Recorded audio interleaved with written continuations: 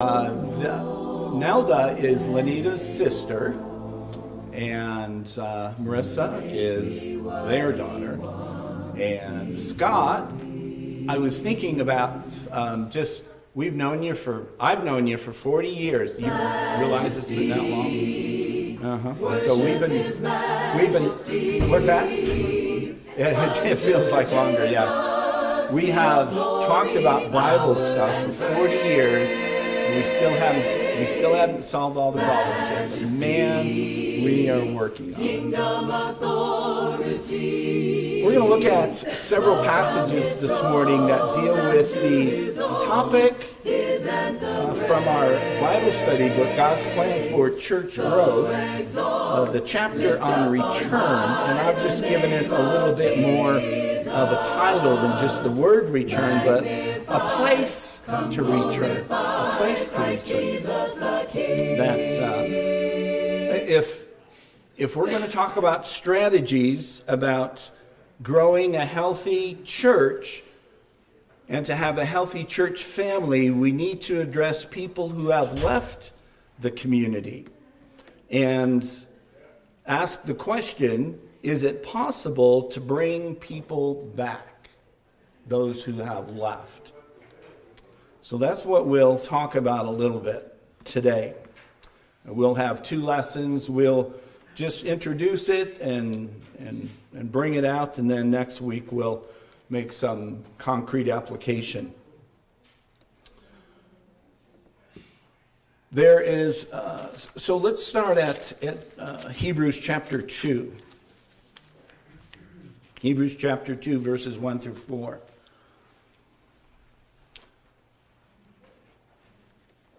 And the Hebrew writer gives us an analogy that can just set the stage for the discussion. Hebrews 2, verses 1 through 4.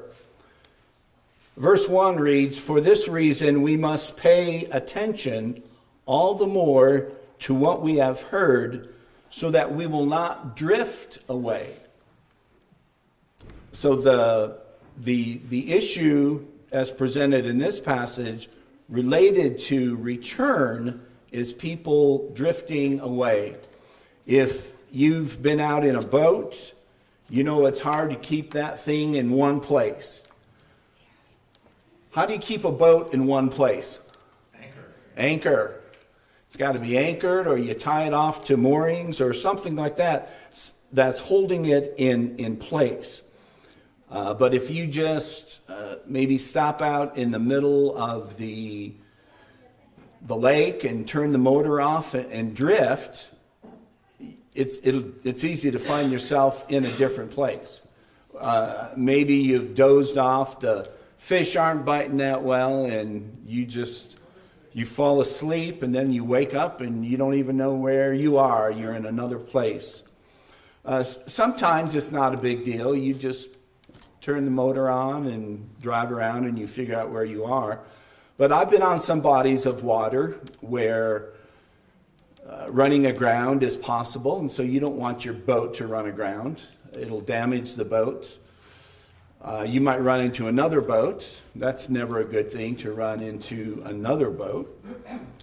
So it's pretty important, and the advice, I think, is good and appropriate and very applicable. Verse 2 says, "For if the message spoken through angels was legally binding, and every transgression and disobedience received a just punishment, how will we escape if we neglect such a great salvation?" I guess it's a warning. This instruction on paying attention so that we don't drift away. The idea of drifting away seems to be more pronounced than just drifting away, because of the consequences that accompany this drift. And this drift was related to the people of God under the covenant of Moses. And there is a contrast made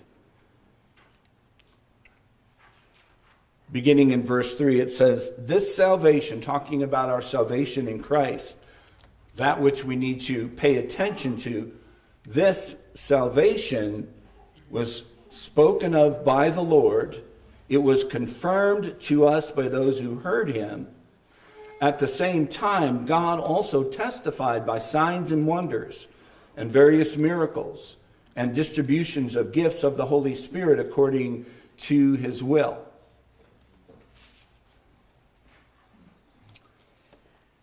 So he sets up a contrast between the people of God and the old covenant and the people of God and the new covenant.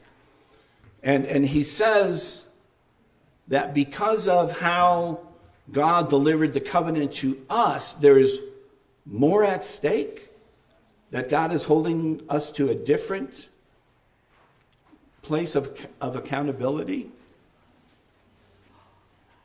that the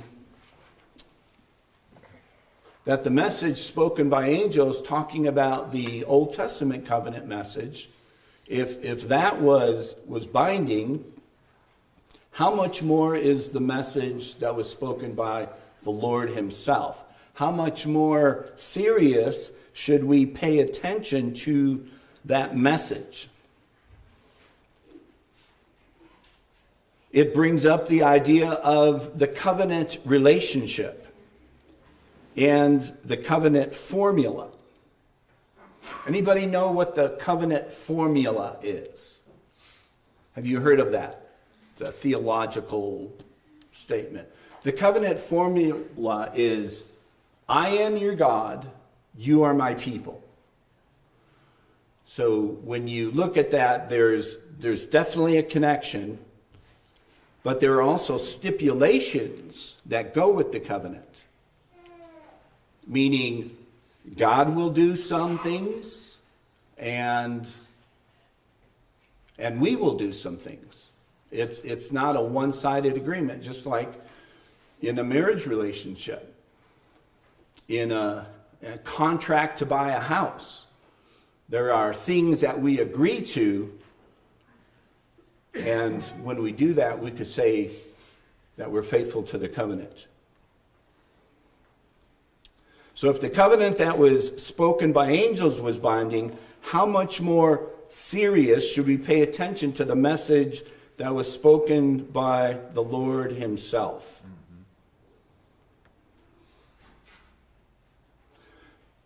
So that's the first passage that I wanted us to look at, and I wanted us to notice that though the word drifting is used, verse 1, anybody's translation, verse 1, Hebrews 2, verse 1, say anything different than drift? What's that? Anything different? Yeah, all right. So there's more to it. Truly, if I'm in a boat and I don't anchor that thing or I don't tie it off, I'm being negligent, and there are going to be consequences and results of that negligence. So the drifting may be just that. Like, if you think about our Christian faith, so let's turn the corner just a little bit and talk about what might cause a person to drift from the church. Personal problems, world problems. Okay, personal problems. What else? World problems. Oh, okay. Okay. Influenced by other people. Influenced by other people? Not cared for by the church. Not cared for by the church? Good, yeah. Lack of passion. Lack of passion, yeah. Spencer? A lot of tennis is people who are focusing on other people rather than God. Even when they fail them, they lose heart and drift away. Focusing on other people. No love. No love. On the part of the community or the individual? Could be both. Both? Good, yeah. Yeah.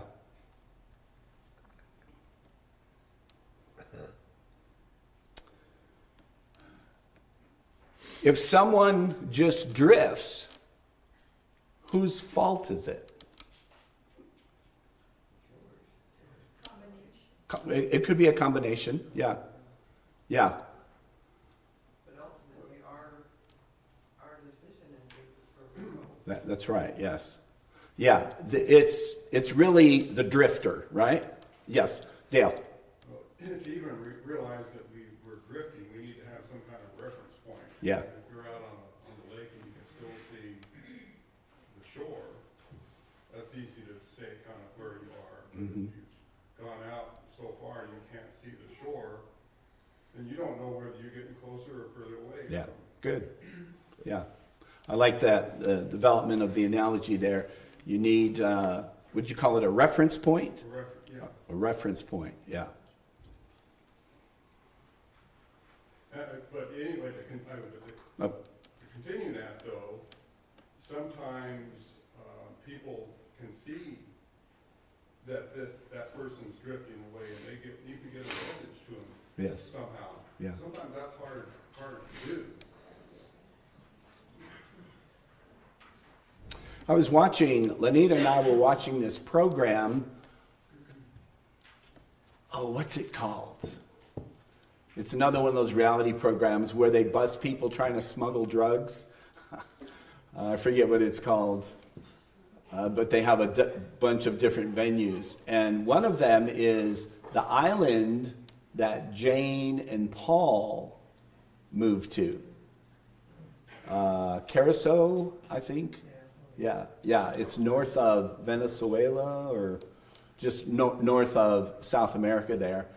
And so one of the rescues, usually they're trying to find people with drugs. One of the rescues was somebody's engine conked out in the ocean.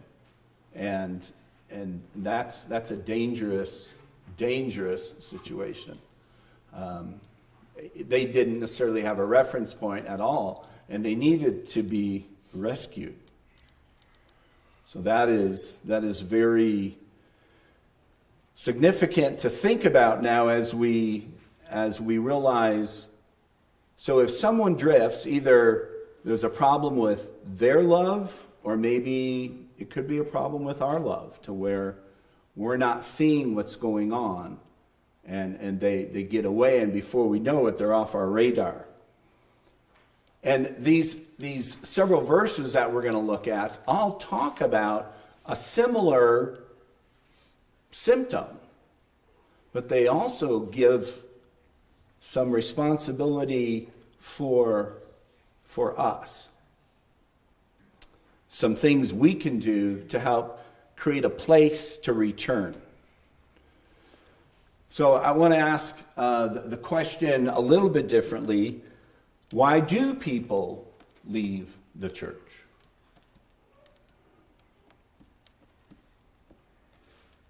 Lack of faith.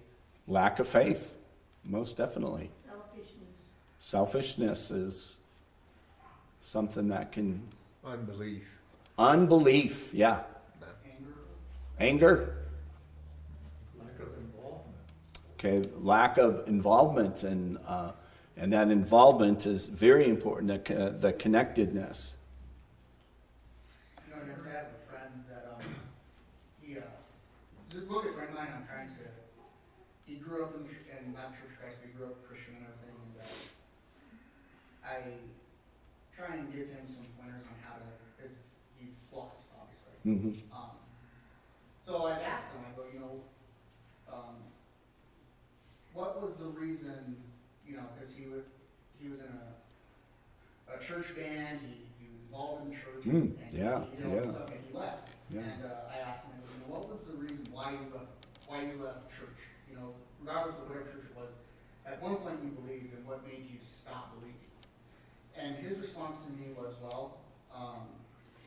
throughout my time in the church, I felt judged a lot by not just the congregation, but other people in this church, Mm-hmm. or even outside. So I feel that is one way too that people leave the congregation, is that they feel a judgment from other people, to cause them to not, to think that, well, if they're judging me, that's what God's love is for them to judge me, not God. So. Yeah, I think that's.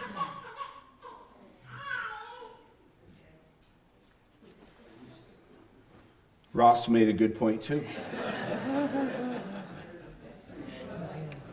Great to hear a baby cry. Yeah, babies. Makes my heart good. It does. Yeah.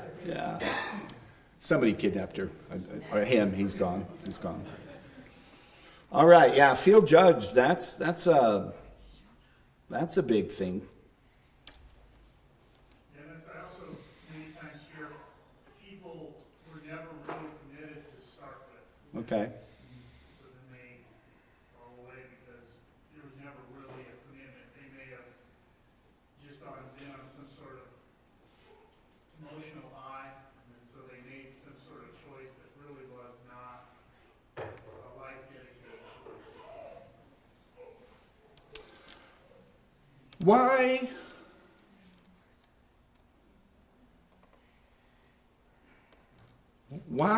How did they get to that place to where they weren't committed? Are you asking me? I am, and I'm asking everybody because there's a lot of discussion about that right now in the broader religious context. In that, oftentimes, and so I want to say specifically to men's ministry, that men aren't challenged to the degree that it is going to keep them moored when things get difficult. So, and sometimes we can we can minimize the level of commitment to make it easy for somebody to come to faith. So, I don't know, what do you think about that, Spencer? Well, the times I've seen it is sometimes it's people sometimes get caught up in emotional situations. So you see this a lot in church camp situations where they're on an emotional high because of the environment they're in, and they make a decision and they're not really thinking about the true commitment that's involved in that decision. And so, because everyone else is doing it, so peer pressure, I think, is a component of that. Okay. But I agree with you, that's probably not the only commitment problem. Okay. All right. That's the one that I could think of off the top of my head. Yeah. Yeah. Hey Dennis, I think relationships with you, husband and wife, create a lot of problems in the church. If one feels different about the church than the other one does, there's a lot of conflict. Okay. A lot of times that pulls you away from the church. Okay. My personal, feeling or experience that kind of thing. Okay. Yeah. Yeah. So if there's, it can be, because of the dynamic that's going on in your home, that can affect your involvement in the church. I also think too, Dennis, there's people that have a hard time looking at themselves, like when they're presented the word or presented something, Yeah. having to take that self-reflection onto themselves and Yeah. say, I am wrong, and take that responsibility and go with it and learn from it. Mm-hmm. I think there's a lot of people that want to just keep living the life that they have lived, or, they're too prideful in saying that I was wrong for so many years, No, I think that's a good point. I just remember one more that I recall in my experience was, I've seen people also come into the church, and they look at the church as some sort of resource that they can draw from. Yeah. That's all they see it for. And then when they don't get what they want, whether it be financial help or these other things, they leave because that was their intent to start with, which was incorrect. So incorrect assumptions is a big one as well, I think. Yeah, I think that's a real significant point to make. The church as a resource. And this is where the covenant relationship comes in. Maybe people are expecting something from God or from the church that God never promised or intended. Joe? A lot of times the church isn't fulfilling the needs of some people that come here, such as you get a family come in that has teenagers, especially this particular congregation, they come here and there's nobody there for their kids to relate to. There's no programs for young people, and so they go somewhere else. And not only just young people, but a lot of people come to church and they don't really find that niche for them. I mean, let's face it, we look around here and there's a lot of us people that have gray hair. And Fair enough. so to find, peers of your own, more middle-aged people, more younger groups. I've literally seen people walk in a congregation before, and then I've never seen them come back before. I don't know what the reason was, but they were, say maybe in their 30s or so forth. We need to broaden our span here and get a bigger range and convert people, I know that's a hard thing to do, but I think we lose people because of that. Yep. Yeah. I think sometimes there's a tendency to convert people to the church and not to Jesus. Okay. And if you convert it to the church, we're a group of people that fail from time to time. And if you see that, and that's where your reliance is, you're gonna be let down. Good. If you're converted to Jesus, and I'm not saying that, this is general, and y'all can disfellowship me after this because we won't be here anyway. Yeah.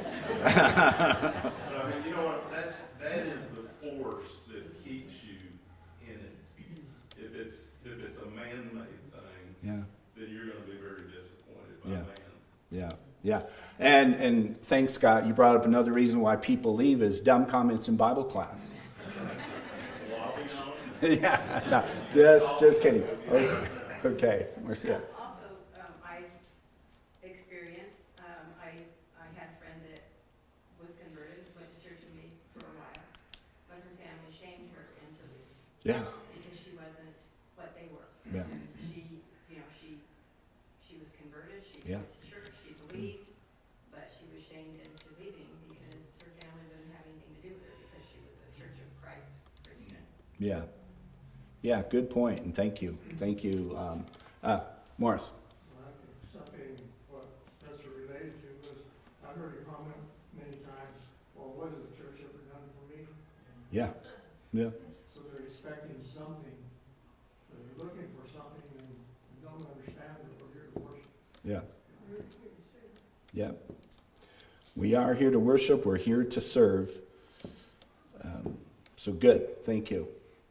You got enough answers? Do you want another one? Well, I'm going to let Steve one, and then I'll let you give me one. Yeah. Go ahead, Steve.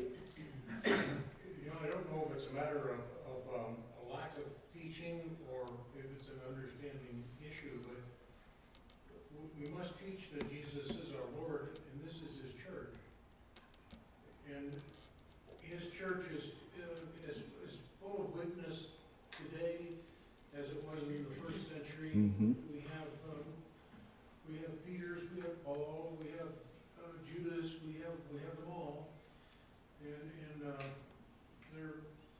look at Paul's description of Corinth, what a horrible mess. He starts out their brothers and sisters in Christ. Yeah. I know my Lord, and He gives me eternal life and security in that, and He puts me with His people and expects me to mature and to help them and to walk the walk.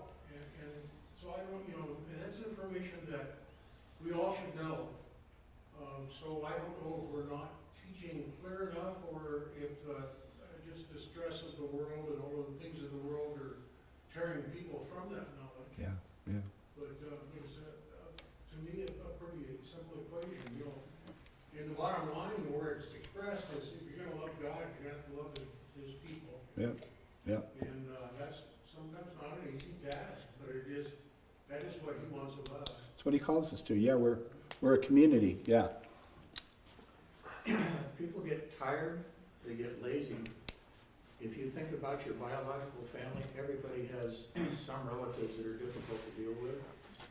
It takes a lot of work to keep the relationship up. If you think of the number of people in the church family, you're bound to have people that take a lot more work to keep a good relationship up with. And if you get tired of that, you say, I don't want to deal with that today, and you stay home and watch football. Yeah.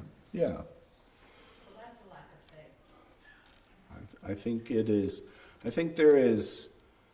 It's important for us to moor our boat to faith and tie that knot. Make sure it's secure. Make sure that's a good rope. If the rope becomes worn, replace the rope. There's a lot. There's a high calling that we are invited to take. It is a covenant relationship where our faith is in God. Scott's absolutely right. We're not converted to the church because church people, we just let each other down sometimes. But there's a higher calling in our lives, and that's what we tie ourselves to. That's our point of reference. That's what we have to, each individual. So part of that's here, and especially in Hebrews 2, he's telling that to me and you. Pay attention all the more so you don't drift away. So that's first instruction to us as people. We're going to look at a passage in, let's look at the next one. Well, just a minute. So let's see. Yeah, so pay attention, and maybe just one more point from Hebrews 2, and that is this. So he's saying, pay more attention to it. It was announced by the Lord, confirmed by the apostles, testified to by God. So I think he's trying to get the point across to us that this is a good message, and it's authentic, it's genuine, it's from the Father. So pay attention to it so you don't drift away.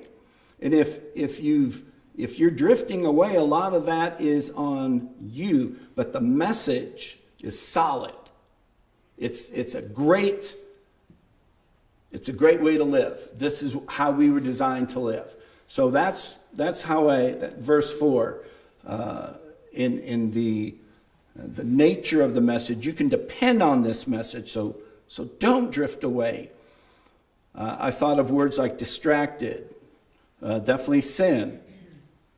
One of the passages we're going to look at talks about turning away, that people who were sitting in this building, so to speak, have turned away. People become discouraged. Sometimes we face trouble and we're overwhelmed by the circumstances of our lives. So all of that is a part of our experience, but we have something that we can trust, something that is dependable. So tie to that. Tie your boat to that. Galatians chapter 6 and verse 5 is another scenario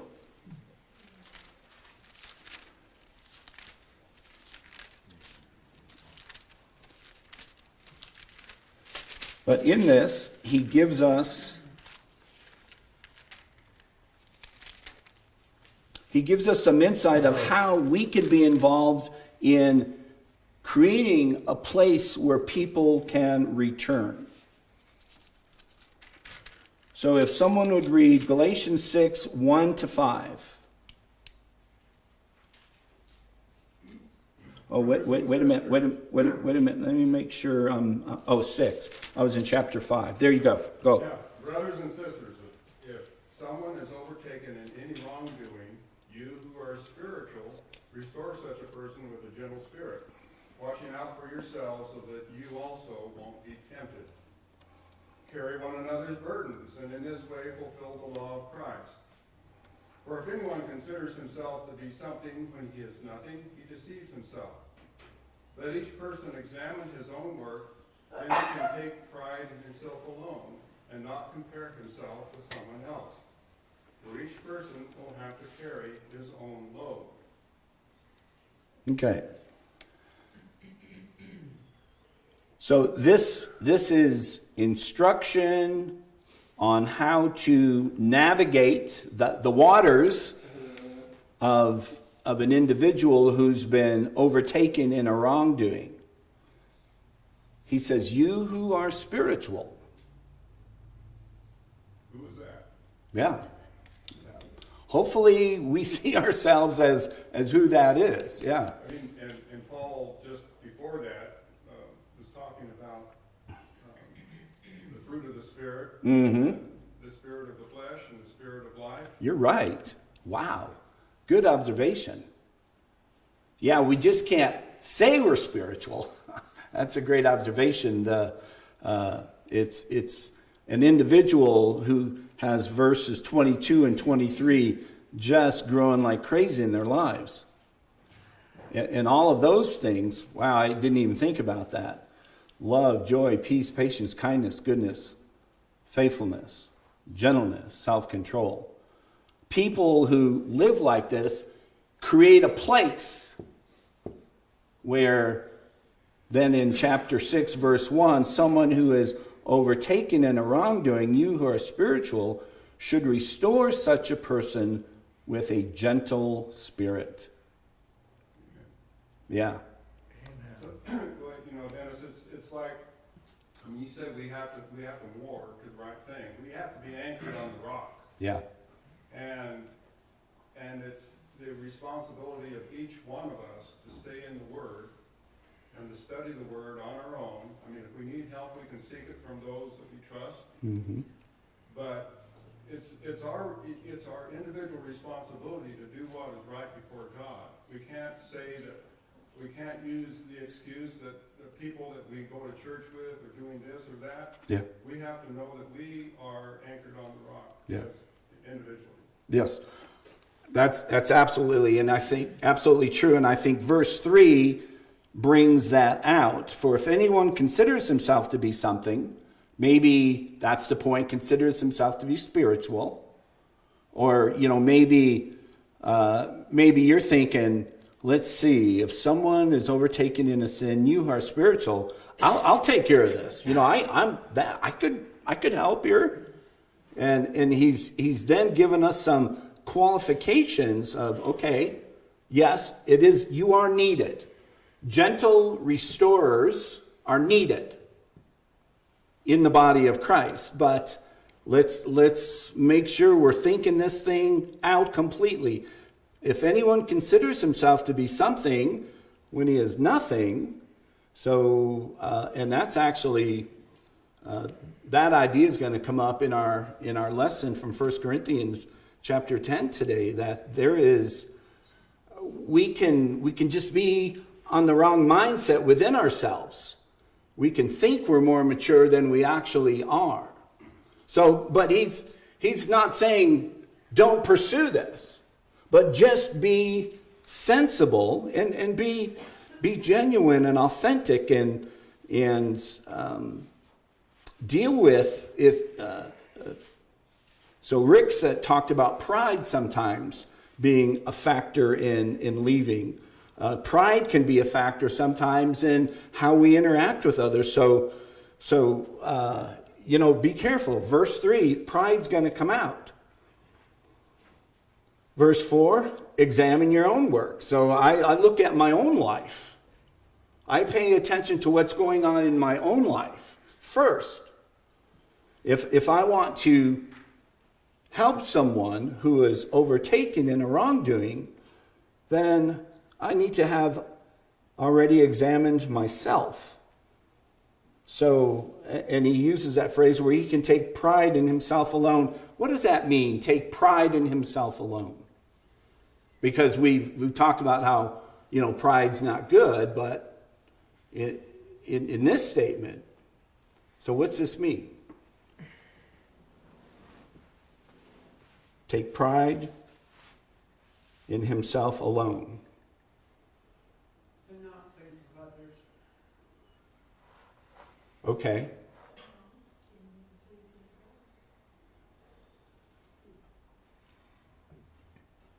He talks about not comparing. So if you're doing good and following his word, you should be proud of that. Yeah. Is that what that means? Well, I think it's something like that, but is there maybe a better word than pride? Confidence. Confidence. Yeah. The one on the board says boast. Boast. All right. Right, yeah. Where? Or, no, I'm sorry, ESV says boast. All right. Test their own work than that work rather than their neighbor's work. So, yeah, will become a cause for pride. So, what translation's on the board now? I believe this is RSV. Okay. All must test their own work, then that work rather than their neighbor's work will become a cause of pride. Yeah. Judge. Mm-hmm. It's your assessment. And, and again, he's not saying don't try and help people. He's saying make sure that you are, to the best of your ability, in a way that's growing, be verses 22 and 23 of chapter 5. And you can assess that, and you can feel confident about that. You know, I think, when talking to others about this and bringing back, I think it's important for us to remember that we do it with confidence. We also do it with love in our hearts, but also know that if there's an answer that we don't know, be honest with ourselves and Yeah. that person. You say, hey, look, I don't know, but let's look at this together. Or let me do some studying, figure it out, and then come back to you. Rather than just coming up with an answer right then and there. It takes a person, it takes a lot to say, I don't know, but I'm gonna get back to you. Mm-hmm. I think that we need to remember that as well. I think that's a great point. And I know what happens oftentimes. And I remember when I was a new Christian and I was still struggling with sin. There were people, and it's like God put these people there. Well, yeah. My next door neighbor was a youth minister. He was with a different group. Actually, he's with the First Christian Church, I think. And so, we had some similarities there. But he was very gentle, and I could confess stuff to him, and he was gentle and humble. He didn't try to put me in my place. He didn't try to wow me with all his superior knowledge. He just was kind and thoughtful, and I listened to him. He didn't have to have all the answers. Mostly what I needed to know is, I failed miserably. Am I still all right with God? That's what I needed more than anything else, was to know that. I knew what I did was wrong. I'm not going for confidence or counsel. I know what I did was wrong. Like, am I still right with God? And humble people, gentle people, convey different than someone who's haughty and arrogant in dealing with someone else. Now, Dale, you had. It's a couple of passages come to mind. One is James 1:19, where he says we need to be quick to listen, slow to speak. Mm-hmm. Even though we know what we know, and we're confident that we're right, we need to be slow to speak. We need to hear the other person to know exactly where he's coming from. And I think Paul kind of says a similar thing in 1 Corinthians 13. He says, if I have the gift of prophecy and understand all mysteries and knowledge, and I have all faith, so that I can move mountains, but do not have love, I am nothing. Yeah. Yeah, good. Both good points. Both good points. Do you think that makes sense? That when people wander away, maybe what they need to know more is, does God still care about them? Does God still care about them? That's right. Yeah, yeah. And also, we still care about them too. Yeah, absolutely. We still care about them. Yeah. And as you interact with people and you try and help people become Christians, people who were unbelievers who have come to faith, there's a lot of things that they have to figure out that's brand new. All of this is brand new. And you know, maybe like some of us didn't have a whole lot of religious background, and all of this is new, and so we're going to fail. But are we, you know, do you still care about me? Does God still care about me? Can I overcome this? And, you know, maybe if I'm going to share verses during this time, if someone asks me that, and they're in the process of coming back, you know, there are several passages that teach us about Jesus' love for us.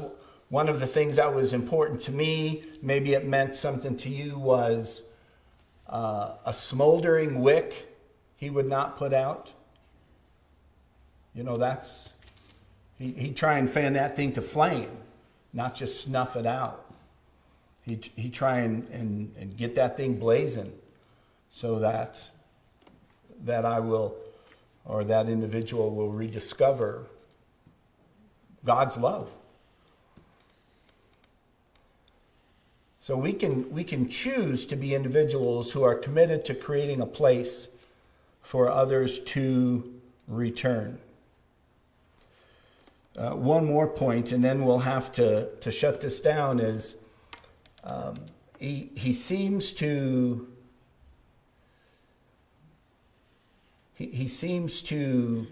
like at the end of verse 1, watching out for yourselves, so that you won't be tempted. So why does he make that statement in this context of restoring others? I don't know, but I like the contrast, because he says, you're spiritual, but look out. Mm-hmm. In other words, none of us have it down pat. Yeah, yeah, We were born in a sinful nature, and we're trying to move to the other side. that's right. So we still have some of that draw. But Yeah, yeah. Now, maybe there's a particular issue that we're dealing with, and like I'm not going to be tempted by that. But what might? And I don't know that we need to, you know, to bring that out necessarily as a discussion point. Like there are lots of things. There may be this one issue, and I'm not tempted by that anymore. But I could be tempted by that. That could become a trap. And maybe pride is definitely one of those things. I think that's why this morning when I'm hearing all the different words, Mm-hmm. and we go back to verse 4, each one should test their own actions. Yeah. And then you hear Dale talk about a compass. Mm-hmm. What's our compass and where's it pointing to? Yeah. The word drift, it doesn't happen just wham bam, it's slowly. Yeah. So we test, you know, we have a little checklist in our mind or our heart about how we're drifting away. Mm-hmm. We check our compass. Yeah. And then we don't drift as fast, or we drift back the other way. Yes. Or we paddle back the other way with his word. Mm-hmm. Yeah. We get back to where we need to be. Yeah. Get that thing tied off. You know, what was Eve's sin? She wanted to paddle her own boat. That's right. She thought that she wanted to be like God because then she wouldn't need him anymore. Yeah. pride has been the root cause of sin from the beginning, that we think about ourselves as being more capable than we really are. Yeah. Yes, and again, he's not taking away from that. I think that's a good point. Sometimes we think we're more capable than we are, but let's work toward that. And here are some of the characteristics of the people who are able to do this. We know there's a lot of people around us here in Prescott that have been a part of this fellowship at one time or another, but are gone for whatever reason that is. And some of those reasons, it's their decision, and we can't necessarily change that. But we can still be gentle and kind and loving and caring And we can still pray. and pray. Yes. So I wanted to end with. On Tuesday nights, I meet with a couple of guys, and then there's some other people that are within that circle that we're trying to connect with, and we were just talking, and then I asked about this person, and one of the guys in the study said, well, I haven't heard. Is he still around? And I said, let's find out. So we sent him a text, and he said, yeah, I drove by the church building, and he's one of the young men that was baptized, but he's kind of wandered away. And he said, yeah, I drove past the church building and saw your van, and I thought I would drop in, but I didn't want to bother you. Yeah. And I said, there will never be any bother. If you see my van, you come in. And so we texted back and forth a little bit, and I said, because he responded, I thought, okay, he's listening. And I texted him back, and I invited him to come to that Bible study. And he probably thought I was disappointed and done with you, But I'm glad God didn't do that to me. I'm glad God didn't do that to all of us. I'm done with you. He loves us, and he just wants us to cinch that rope up and tie off, and so his last text in that particular thread, he said, it's like I could see this in his text. It's like, I'm tired of running. Okay, I'll come to the Bible study. So pray for that. He's wandered. He definitely has wandered. He was so committed, but life stepped in and slapped him around a little bit, and he found himself in some ways back where he was. But I never closed that door. I would never want to close that door. So I think he knew that, and I've been bugging him. That's not the first time I've invited him to that Bible study, and it's a guy's Bible study, so it's going to be a little bit more safe for him to participate in, and hopefully it will be his first step back to where he knows he needs to be there. But do I still care, and does God still care? I think that's what he needs to hear, and that's what he needs to know. Appreciate that. We're going to look at a couple more verses next week, one in Hebrews and one in James, and our goal is to think about how we can be that place of return. Appreciate your comments and participation.